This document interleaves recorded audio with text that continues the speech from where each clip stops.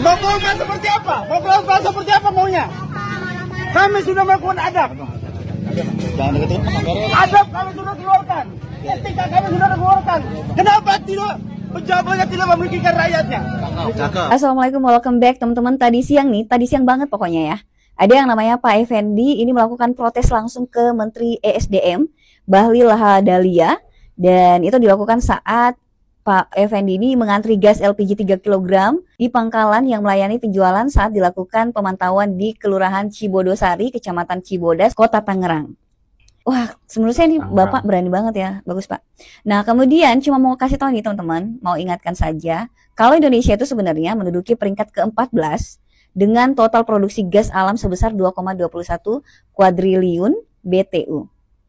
Gas alam ini adalah salah satu komponen dalam LPG, sekitar 60%. Dan setelah itu minyak bumi ada 40% lah pokoknya. Dan cuma mau bilang juga bahwa Rasulullah SAW itu pernah bersabda yang artinya kaum muslimin itu berserikat dalam 3 hal, yaitu air, padang rumput, dan api. Hadis riwayat Abu Daud. Ada juga hadis riwayat Ibnu Majah yang artinya tidak terlarang penggunaan air, api, dan padang rumput.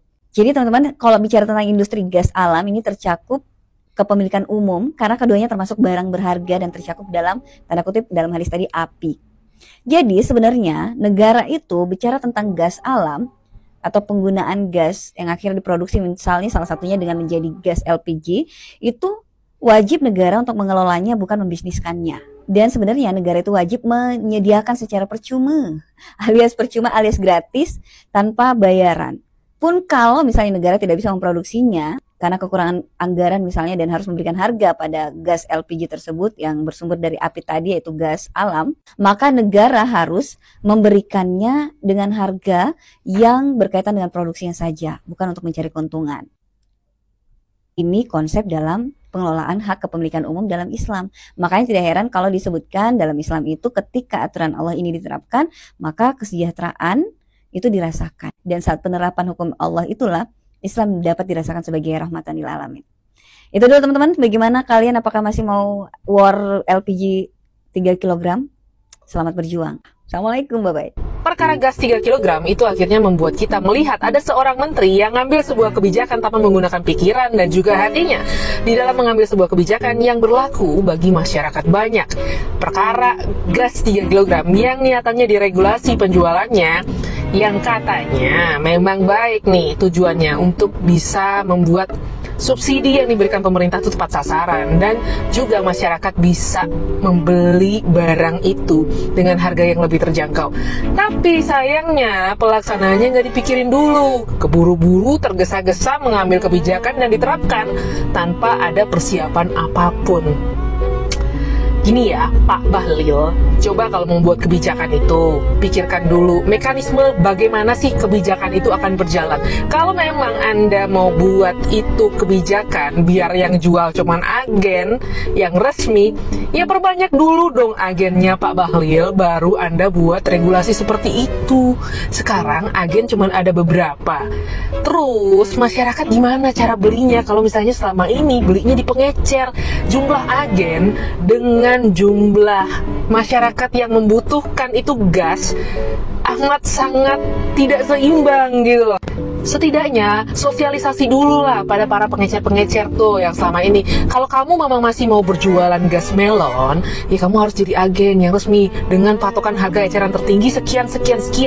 Nih ya, niatannya Anda nih memang bikin bahwa gas itu biar lebih harganya terjangkau. Tapi kalau misalnya ongkos nyari gas melon aja itu ngelebihin harga gas melon, apa nggak jatuhnya lebih mahal karena minimnya sosialisasi yang ada?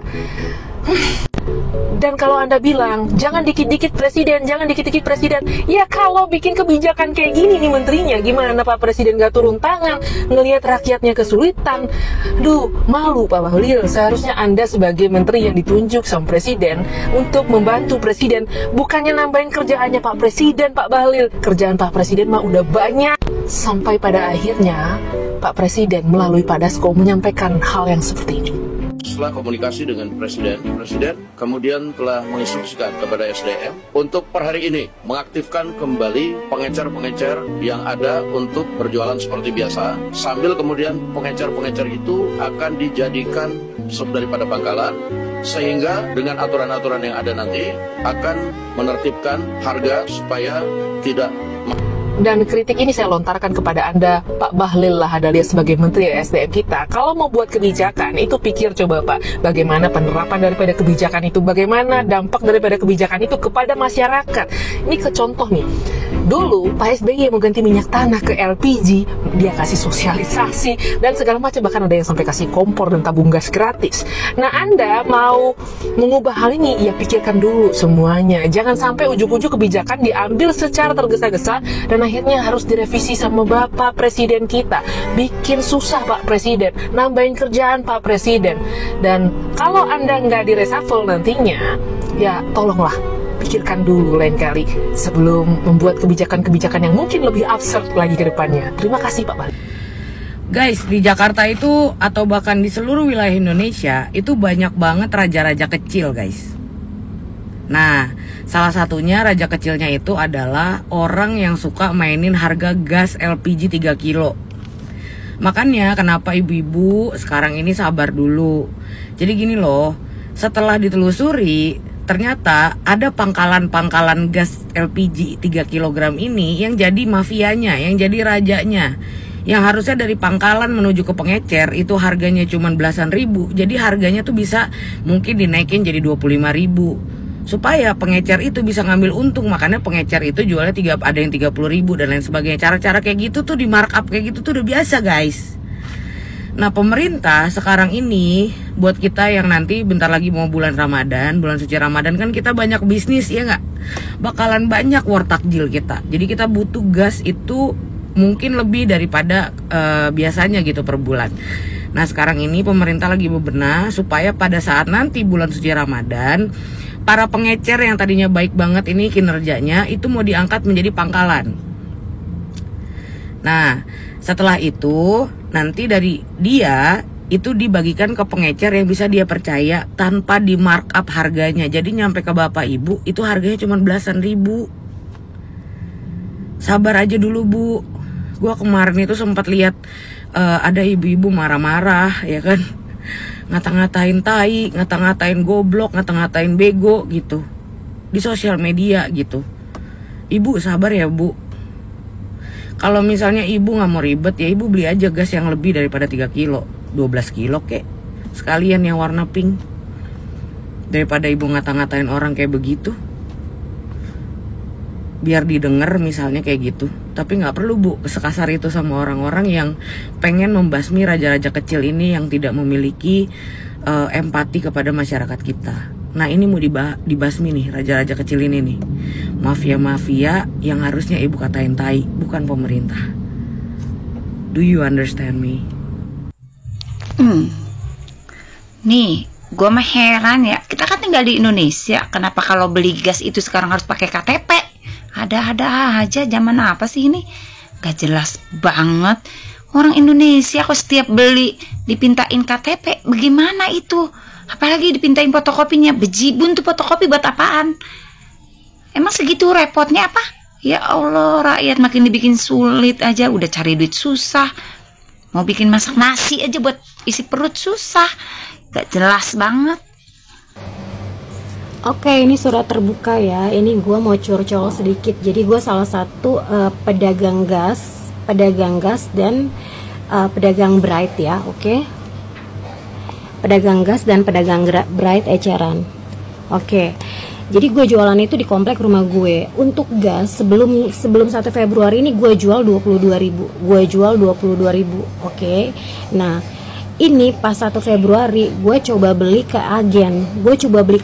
Satu tabung. Dia jual berapa? 20.000. Padahal kebijakan yang diinfoin itu tuh katanya gas 3 kilo itu harganya 13.000, 12.000 sekian. Tapi pas kejadian ini kita beli langsung ke agen, katanya harganya lebih murah. Gue pikir bisa 18.000. Tahu-tahu dijual 20.000. Apa bedanya? Cuma 2.000. Gue kesana ongkos udah berapa? Ini gimana sih kebijakannya gitu loh? Jatuh-jatuhnya sama aja, beda 2.000 doang. Tapi gue ongkos kesana bensin udah beda, udah lebih kali 2.000. Ini kebijakan kayak gimana sih yang mau pemerintah terapin, Cok? Gila aja ya kan, sama baik gitu loh. Coba please deh bantu kita gitu loh, ibu rumah tangga. Gue juga ngambil untung gak seberapa, pembeli juga gak direpotkan. Jadi ya wes ya.